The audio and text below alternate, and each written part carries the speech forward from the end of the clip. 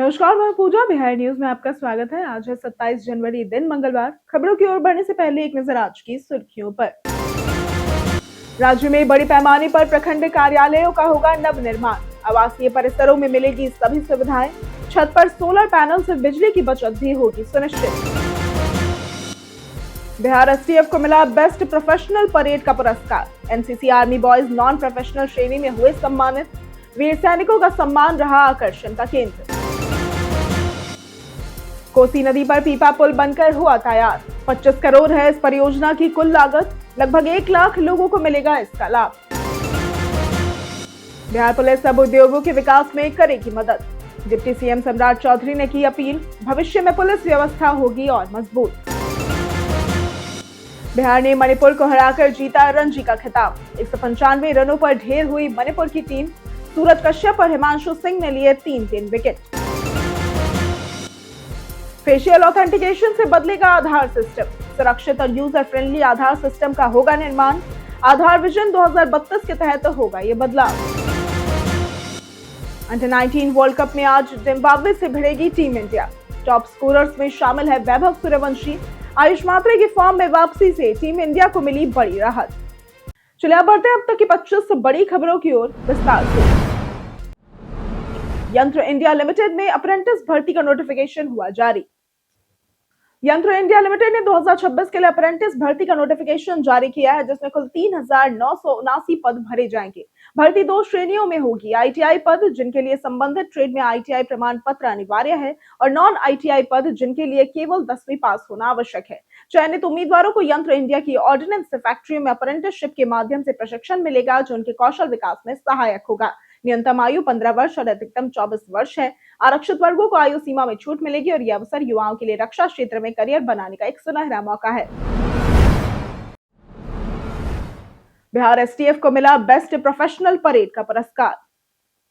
बीते दिन पटना में गांधी मैदान में गणतंत्र दिवस का भव्य समारोह आयोजित हुआ। राज्यपाल आरिफ मोहम्मद खान को सशस्त्र बलों ने सलामी दी और उन्होंने बिहार में तेजी से हो रहे विकास की बात कही। झांकियों में परिवहन विभाग को पहला, ऊर्जा विभाग को दूसरा और कृषि विभाग को तीसरा पुरस्कार प्राप्त हुआ। गांधी मैदान में बेस्ट प्रोफेशनल परेड का पुरस्कार एसटीएफ को दिया गया, जबकि नॉन प्रोफेशनल श्रेणी में एनसीसी आर्मी बॉयज को सम्मानित किया गया। बेस्ट प्लाटून कमांडर प्रोफेशनल के लिए एसएसबी और नॉन प्रोफेशनल में एनसीसी को चुना गया। कार्यक्रम में राज्य के विकास यात्रा और वीर सैनिकों का सम्मान मुख्य आकर्षण का केंद्र रहा। राज्य में बड़े पैमाने पर प्रखंड कार्यालयों का होगा नवनिर्माण। बिहार के मुख्यमंत्री दूरदर्शिता से बिहार में प्रशासनिक ढांचे को मजबूत करने के लिए भवन निर्माण विभाग द्वारा 299 प्रखंडों में प्रखंड सह अंचल कार्यालय भवनों का निर्माण किया जा रहा है। इनमें से 240 जर्जर भवनों का नवनिर्माण और 59 भवनहीन प्रखंडों में नए कार्यालय एवं आवासीय परिसर बनेंगे। G+2 प्रशासनिक भवन में प्रखंड विकास पदाधिकारी, अंचलाधिकारी सहित अन्य कार्यालय, आधुनिक conference hall, RTPS counter, canteen और रिकॉर्ड रूम होंगे। आवासीय परिसरों में अधिकारियों एवं कर्मचारियों के लिए आवासीय सुविधाएं उपलब्ध होंगी। छत पर सोलर पैनल से बिजली की बचत भी सुनिश्चित होगी।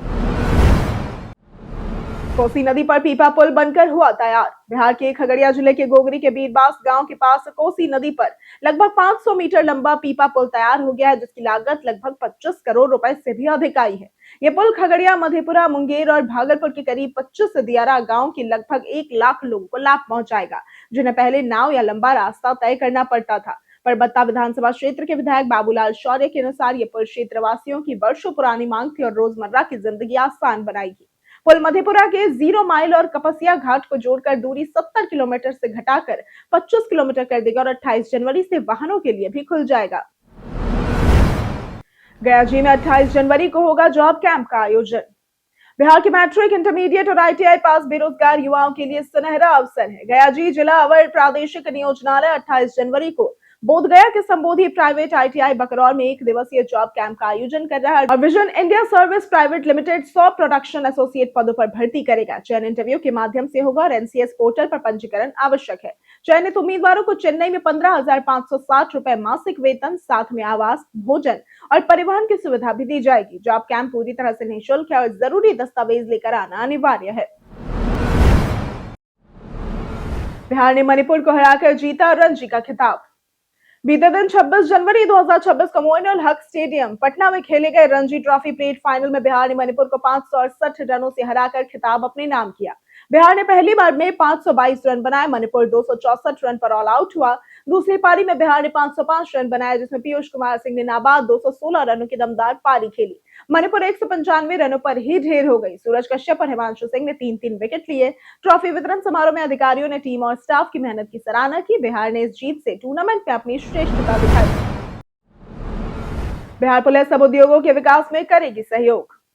बिहार के उप मुख्यमंत्री एवं गृह मंत्री सम्राट चौधरी ने पुलिस से राज्य में उद्योगों के विस्तार में सक्रिय सहयोग की अपील की है और उन्होंने कहा कि पुलिस केवल कानून व्यवस्था तक सीमित नहीं रहे, बल्कि विकास में भी भागीदारी निभाए। गणतंत्र दिवस पर पुलिस मुख्यालय में संबोधन में उन्होंने सुशासन बनाए रखने, सख्त कार्रवाई करने और न्याय प्रक्रिया को तेज करने पर जोर दिया। उन्होंने राज्य की आर्थिक प्रगति का उल्लेख करते हुए कहा कि बजट और राजस्व में वृद्धि हुई है और अब उद्योगों को बढ़ावा देना जरूरी है। सरकार भर्तियों के माध्यम से पुलिस व्यवस्था को और मजबूत कर रही है। राज्य के कई जिलों में कोहरे का येलो अलर्ट हुआ जारी। मौसम विज्ञान केंद्र पटना ने बिहार में 30 जनवरी तक घने कोहरे की चेतावनी जारी की है। कई जिलों में येलो अलर्ट है, जहां सुबह और रात में विजिबिलिटी कम रह सकती है, जिससे यातायात भी प्रभावित होगा। कुछ जिलों में मौसम सामान्य रहेगा। न्यूनतम तापमान में गिरावट दर्ज की गई है। लोगों को कोहरे में सतर्क रहने और अनावश्यक यात्रा से बचने की सलाह दी गई है। अंशुल राज आज लेंगी हाईकोर्ट जज पद की शपथ। पटना हाईकोर्ट के नवनियुक्त न्यायाधीश अंशुल उर्फ अंशुल राज 27 जनवरी 2026 को यानी कि आज सुबह 10:30 बजे शताब्दी भवन में पद व गोपनीयता की शपथ लेंगे। मुख्य न्यायाधीश जस्टिस संगम कुमार साहू उन्हें शपथ दिलाएंगे। राष्ट्रपति द्रौपदी मुर्मू की मंजूरी के बाद उनकी नियुक्ति हुई, जिसकी अधिसूचना 23 जनवरी को जारी की गई थी। शपथ ग्रहण के बाद हाईकोर्ट में जजों की संख्या 38 हो जाएगी, जिससे लंबित मामलों के निपटारे में तेजी की उम्मीद है। हालांकि अब भी 53 स्वीकृत पदों में से 15 पद रिक्त है। वरिष्ठ अधिवक्ता रहे अंशुल राज की नियुक्ति को न्यायपालिका के लिए अहम माना जा रहा है। जाने एक साल में कितनी बार कर सकते हैं आयुष्मान कार्ड का इस्तेमाल। आयुष्मान भारत योजना यानी कि PMJAY आर्थिक रूप से कमजोर परिवारों को हर साल 5 लाख रुपए तक मुफ्त इलाज प्रदान करती है। इस योजना में इलाज की संख्या पर कोई सीमा नहीं है, लेकिन कुल खर्च परिवार के लिए 5 लाख रुपए से अधिक नहीं होना चाहिए। इलाज के लिए हॉस्पिटल में अपना आयुष्मान कार्ड दिखाना और पहचान सत्यापित कराना आवश्यक है। कार्ड एक्टिव होना चाहिए और हॉस्पिटल योजना में रजिस्टर्ड होना चाहिए। योजना के पैकेज में शामिल बीमारियों का इलाज कवर होता है। हाल ही में आधार आधारित KYC अनिवार्य कर फर्जीवाड़ा रोकने की व्यवस्था भी की गई है। मुजफ्फरपुर में 1100 फीट लंबे तिरंगे के साथ निकाली गई भव्य यात्रा। उत्तर बिहार की व्यापारिक राजधानी मुजफ्फरपुर में 77वें गणतंत्र दिवस पर मुजफ्फरपुर परिवार के युवाओं ने बीते दिन 1100 फीट लंबी तिरंगा यात्रा निकाली, जिसने पूरे शहर को तिरंगे के रंग में रंग दिया। अखाड़ा घाट सिकंदरपुर रोड से शुरू होकर सरैयागंज टावर, बाबा गरीब स्थान मंदिर, हर्षभा चौक और कल्याणी तक यात्रा का आयोजन किया गया। ऑपरेशन सिंदूर थीम पर आधारित झांकी में भारतीय सेना की वीरता और बिहार की सांस्कृतिक विरासत, जस की गोलघर, नालंदा विश्वविद्यालय और बुद्ध भूमि प्रदर्शित की गई। इस पहल का उद्देश्य युवाओं में देशभक्ति जागरूक करना और एकता का संदेश देना था। IIT पटना ने रचा प्लेसमेंट इतिहास। बिहार को अब इंजीनियरिंग और हाई पैकेज जॉब्स के लिए भी पहचाना जाने लगा है और इसका बड़ा उदाहरण है IIT पटना। इस साल प्लेसमेंट सीजन में गूगल ने IIT पटना के 19 छात्रों को जॉब ऑफर दिए हैं, जिनमें अधिकतर बीटेक कंप्यूटर साइंस के छात्र हैं। इन छात्रों को पहले गूगल से इंटर्नशिप भी मिल चुकी थी। IIT पटना की पढ़ाई, रिसर्च और स्टूडेंट क्वालिटी अब टॉप IITs के स्तर की हो रही है। NIRF रैंकिंग 2025 में कॉलेज ने बड़ी छलांग लगाते हुए 34 से 19वां स्थान हासिल किया है। गूगल के अलावा माइक्रोसॉफ्ट, अमेजन, एप्पल और गोल्डमैन सैक्स जैसी कंपनियां भी यहां से भर्ती कर रही हैं। 29 जनवरी को होगी बिहार मंत्रिपरिषद की बैठक। बिहार सरकार के मंत्रिमंडल सचिवालय विभाग ने आगामी मंत्रिपरिषद की बैठक को लेकर आधिकारिक सूचना जारी की है। इसके अनुसार मुख्यमंत्री की अध्यक्षता में मंत्रिपरिषद की बैठक 29 जनवरी 2026 गुरुवार को अपराह्न 4:30 बजे पटना स्थित 4 देश रत्न मार्ग के संवाद कक्ष में होगी। बैठक में उप मुख्यमंत्री सहित सभी कैबिनेट मंत्री शामिल होंगे और बैठक के सुचारू आयोजन के लिए सचिवालय के संबंधित विभागों, सुरक्षा एजेंसियों और विद्युत प्रभाग को आवश्यक निर्देश दिए गए हैं। इसके साथ ही बैठक के बाद लिए गए निर्णयों की जानकारी देने के लिए सूचना एवं जनसंपर्क विभाग को प्रेस कॉन्फ्रेंस आयोजित करने का निर्देश भी दिया गया है। पटना में चल रहा दिव्यांगों के लिए 4 दिवसीय निःशुल्क शिविर का आयोजन। मारवाड़ी एकता मंच पटना एवं श्री भगवान महावीर विकलांग सहायता समिति रांची के संयुक्त प्रयास से 25 से 28 जनवरी 2026 तक चलने वाले पटना के महाराणा प्रताप भवन में एक निःशुल्क कृत्रिम अंग प्रत्यारोपण शिविर का आयोजन चल रहा है। इसमें जरूरतमंद दिव्यांगों को कृत्रिम पैर और अन्य अंग निःशुल्क लगाए जा रहे हैं। शिविर का उद्देश्य ऐसे लोगों को आत्मनिर्भर बनाना है जिन्होंने अंग खो दिए हैं। लाभार्थियों और उनके सहायकों के लिए निःशुल्क खान पान, रहने और स्वास्थ्य जांच की सुविधा भी उपलब्ध कराई जा रही है। यह आयोजन सेवा और सहयोग की भावना का उत्कृष्ट उदाहरण है। बिहार के जवान का सैनिक सम्मान के साथ हुआ अंतिम संस्कार। भारतीय सेना के जवान रमेश कुमार 32 वर्षीय का जम्मू कश्मीर में शनिवार को हार्ट अटैक से निधन हो गया। वे बिहार के वैशाली जिले के मुरौबतपुर पंचायत के निवासी थे और 62 राष्ट्रीय राइफल सेक्टर में तैनात थे। उनका पार्थिव शरीर बीते दिन सोमवार को पैतृक गांव लाया गया, जहां उनके अंतिम दर्शन के लिए बड़ी संख्या में लोग उमड़ पड़े। पुलिस ने भीड़ को नियंत्रण किया। रमेश कुमार का अंतिम संस्कार गंगा किनारे काली स्थान पर पूरी सैनिक सम्मान के साथ किया गया। मुखाग्नि उनके 10 वर्षीय बेटे ईशान कुमार ने दी। मौके पर गांव वासी उपस्थित रहे। बिहारी पहचान में आज बात होगी गोपाल जी त्रिवेदी की। मुजफ्फरपुर के प्रसिद्ध कृषि वैज्ञानिक डॉक्टर गोपाल जी त्रिवेदी को 96 वर्ष की आयु में भारत सरकार द्वारा पद्मश्री से सम्मानित किया गया।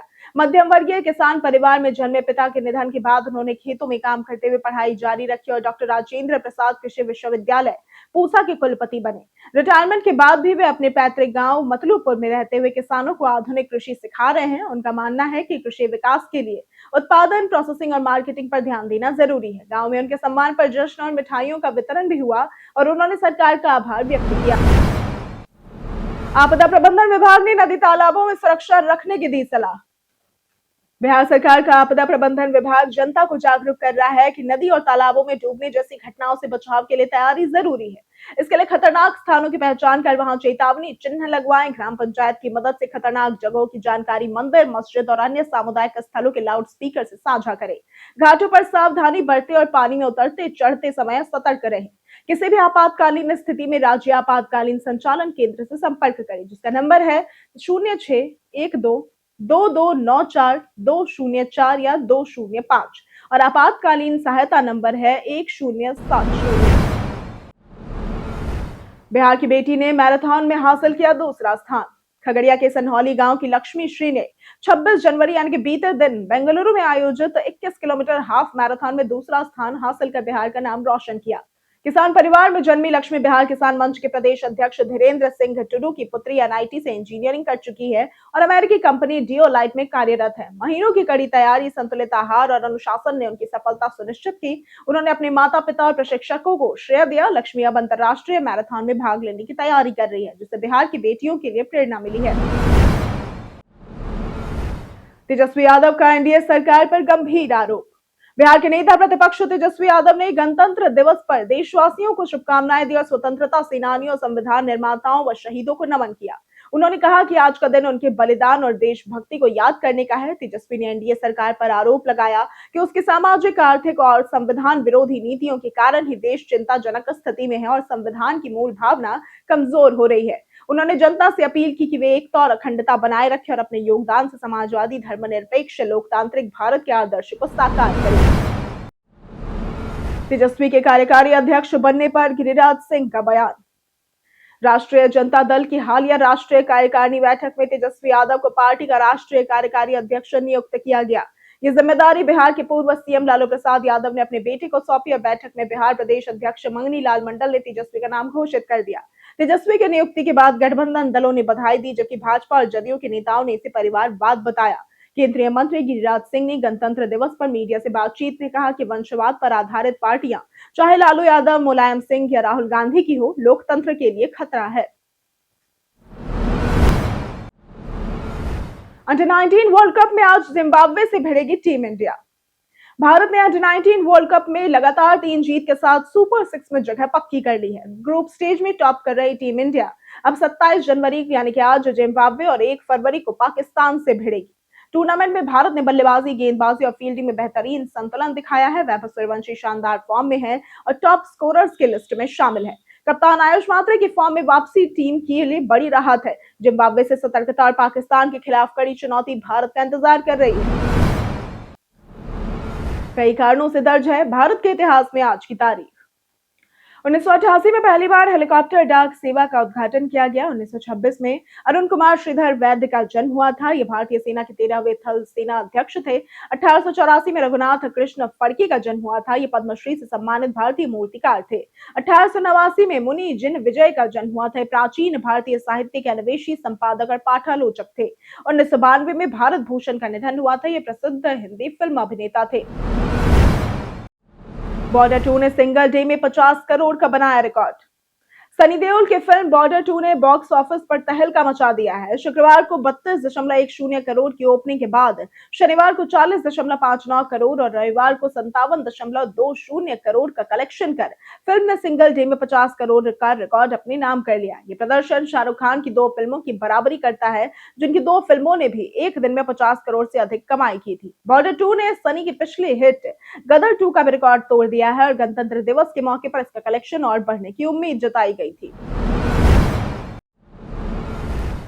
भारत ईयू के आज के शिखर सम्मेलन में व्यापार समझौता संभव। भारत और यूरोपीय संघ के आज होने वाले शिखर सम्मेलन में मुक्त व्यापार समझौते, रणनीतिक रक्षा साझेदारी और नागरिकों की आवाजाही पर ढांचा तय होने की संभावना है। प्रधानमंत्री मोदी यूरोपीय आयोग के अध्यक्ष उर्सुला वॉन डेर लेयन और यूरोपीय परिषद के अध्यक्ष एंटोनियो कोस्टा की मेजबानी करेंगे। चर्चा का मुख्य फोकस व्यापार, रक्षा, सुरक्षा, जलवायु, महत्वपूर्ण प्रौद्योगिकियां और नियम आधारित वैश्विक व्यवस्था होगा। इससे रक्षा सहयोग बढ़ेगा, भारतीय कंपनियों को यूरोपीय सुरक्षा कार्यक्रम में भागीदारी का मौका मिलेगा और भारतीय कामगारों की यूरोप में आवाजाही आसान होगी। ये समझौता द्विपक्षीय संबंधों को मजबूत देगा। फेशियल ऑथेंटिकेशन से बदलेगा आधार सिस्टम। आधार विजन 2032 के तहत आधार के तकनीकी ढांचे में बड़ा बदलाव प्रस्तावित है, जिसमें फिंगरप्रिंट की जगह फेशियल रिकॉग्निशन को प्राथमिक पहचान माध्यम बनाया जाएगा। विशेषज्ञ समिति द्वारा तैयार इस रोड मैप का उद्देश्य आधार को अधिक तेज, सुरक्षित और यूजर फ्रेंडली बनाना है। एआई, क्लाउड, ब्लॉकचेन और क्वांटम कंप्यूटिंग जैसी आधुनिक तकनीकों को अपनाने की सिफारिश की गई है। सरकार फेस ऑथेंटिकेशन को बड़े पैमाने पर लागू करने की तैयारी में है। इसके साथ ही बच्चों के बायोमेट्रिक अपडेट और 2032 तक नए तकनीकी अनुबंध पर भी जोर दिया गया है। हम प्रतिदिन आपसे 5 ऐसे जरूरी सवाल और इसके जवाब बताएंगे जो कि बीपीएससी, बिहार पुलिस दारोगा समेत एसएससी जैसे अन्य प्रतियोगी परीक्षाओं में काम आएंगे। सवाल इतिहास, बिहार स्पेशल, विज्ञान, करंट अफेयर्स और भूगोल से रहेंगे। पूछे गए 5 सवालों में आपने कितना सही उत्तर दिया, ये हमें कमेंट करके जरूर बताएं। हमारा पहला सवाल है, किस यूनानी खोजकर्ता ने चंद्रगुप्त मौर्य के दरबार का दौरा किया था? ए मेगास्थनीज, बी हेरोडोटस, सी पाइथियस या फिर डी एंड्रोस्थनीज? इसका सही जवाब है ए मेगास्थनीज। हमारा दूसरा सवाल है, बौद्ध धर्म के शुद्ध भूमि संप्रदायों के लिए सबसे महत्वपूर्ण सूत्र कौन सा है? ए शुद्धर्म पुंडरिका, बी प्रज्ञा पारमिता, सी विमल कीर्ति निर्देश या फिर डी सुखावती व्यूहा? इसका सही जवाब है डी सुखवती व्यूहा। हमारा तीसरा सवाल है, किस भारतीय राज्य में 10 जनवरी 2025 को राष्ट्रीय हल्दी बोर्ड की स्थापना की गई थी? ए तेलंगाना, बी आंध्र प्रदेश, सी कर्नाटक या फिर डी तमिलनाडु? इसका सही जवाब है ए तेलंगाना। हमारा चौथा सवाल है, हाल ही में केंद्रीय मंत्री जी किशन रेड्डी ने कहा कि सालार जंग संग्रहालय में 5 नई दीर्घाओं का उद्घाटन किया है? ए हैदराबाद, बी कोलकाता, सी कोच्चि या फिर डी लखनऊ? इसका सही जवाब है ए हैदराबाद। हमारा पांचवा सवाल है, किस राज्य के पोलाची में इंटरनेशनल बैलून फेस्टिवल का 9वां संस्करण शुरू हुआ है? ए कर्नाटक, बी मिजोरम, सी नागालैंड या फिर डी तमिलनाडु? इसका सही जवाब है डी तमिलनाडु। बीते दिन हमारे द्वारा पूछे गए सवाल का जवाब आप लोगों में से बहुत लोगों ने हमारे कमेंट सेक्शन में लिख कर दिया है। जिन्होंने हमारे द्वारा पूछे गए सवाल का जवाब दिया है उनके नाम है ब्रजमोहन, रंजीत कुमार, नंद कुमार सिंह, सूरज राय, मृणाल मनिका, शिव शक्ति, कृष्णा प्रसाद, राम मांझी, राजीव कुमार, रंजय तिवारी, अमरजीत कुमार, अतीक खान, सागर कुमार, लक्ष्मी मेहता, रिपु कुमार, सुकांत शंकर, रणधीर कुमार, मुन्ना प्रसाद, पंचानंद सिंह, कामेश्वर सिंह, धर्मेंद्र कुमार, प्रदीप पंडित, देवेंद्र साहू, अमर पासवान, रवि मोहन वर्मा, दिलीप कुमार, अशोक कुमार, प्रियंका कुमारी, दिवाकर कुमार, राजेश कुमार, कुश कुमार यादव, विनोद शाह, विनोद कुमार, कुणाल कुमार, राजीव राय, मुरली पासवान, नरेंद्र कुमार, चंदन कुमार, अब्दुल मन्नान और संजीव कुमार। इसी के साथ बढ़ते हैं आज के सवाल की ओर। आज का सवाल है, क्या आपको लगता है कि गांव और शहर दोनों में विकास बराबरी से हो रहा है? आप अपना जवाब हमें हमारे कमेंट सेक्शन में लिखकर जरूर बताएं। आज के लिए सिर्फ इतना ही। बिहार के तमाम खबरों के साथ बने रहने के लिए देखते रहे बिहारी न्यूज, और साथ ही अगर आप यूट्यूब चैनल पर देख रहे हैं तो चैनल को सब्सक्राइब करें, और अगर आप फेसबुक पेज पर देख रहे हैं तो लाइक और फॉलो जरूर करें।